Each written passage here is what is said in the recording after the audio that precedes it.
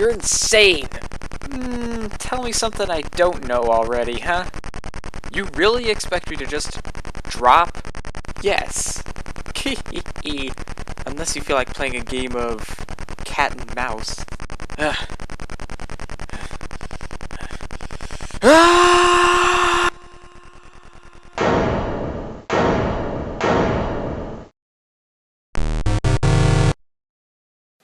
I've been playing Peace Walker lately, can you tell? No? You're thinking, I waited for this animation and this hackneyed voice acting? Fine, be that way. Anywho, let's play some— whoa, geez, that's too fast. Right, let's set the speed first. Alright, that's better, that looks more like walking. Anywho, this is StuntCopter, a game made in 1986 by Duane Blehm. If you've ever played Zero Gravity, or what seems to be his most popular game, Cairo Shootout, then you're familiar with this guy's work already. These games were made with really old Macs in mind. As you can tell from the speed dialogue, this was when the Mac II was considered cutting-edge technology. So what exactly is the point of StuntCopter? Well, despite what my intro seems to suggest, there isn't really any story behind this one. It's nice and simple. You fly this helicopter around with the mouse, and you drop this little stuntman with the click of the mouse button to make him fall down at the right time into this moving cart of hay at the bottom of the screen. The higher up you are and the higher the level, the more points you get. Yeah, you can skim along the bottom and keep dropping the stuntman into the cart, but then what's the fun in that?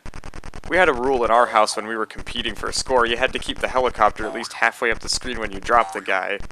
Or at least that's what I remember. It was some minimum height rule of some kind, so our scores weren't exactly very high. I mean, here's mine from when I recorded footage. Once the gravity starts changing, good luck. There's only 6 different levels to this game. All the levels after level 6, it just stays the same. The cart goes from a walk to a trot to a gallop, and then the gravity starts changing. It starts at heavy, and then at level 4 it goes to normal, and then goes to oh boy, which is kind of a weird way to describe it. Then to flying, which no, is not reverse gravity. But look at this! How am I supposed to time that? That's insane! Oh, whoa, I did it. Awesome! Each level requires you to drop 5 stuntmen safely into the cart. If you miss, it doesn't immediately end the game, but you won't advance to the next level. Unless you hit the horse or the driver. That ends the game very quickly. Ooh, that's violent.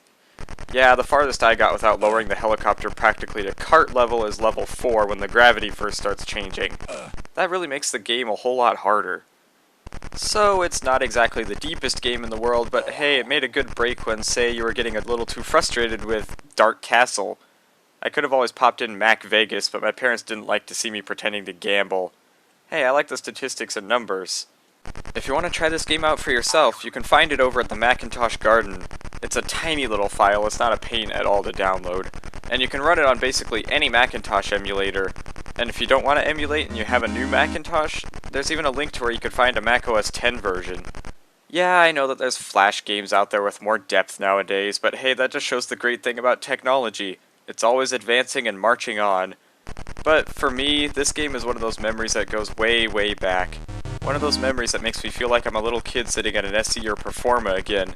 This game is simplistic, repetitive, and easy to cheat, yes, but for me, there's so much nostalgia behind this game that I play it just to travel back again.